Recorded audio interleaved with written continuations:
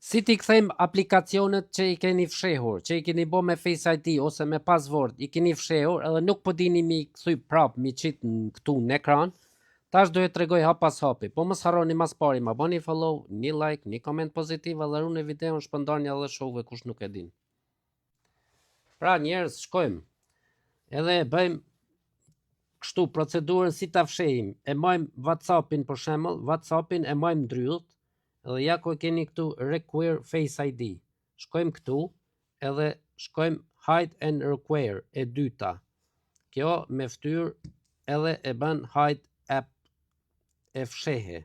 Pasi e keni fshehur, tash po do me kthy edhe s'po din, shkojmë këtu në fund edhe shkojmë këtu te kallapat e shprazët, vetëm me klikoni edhe me sy hapet ja WhatsAppi këtu.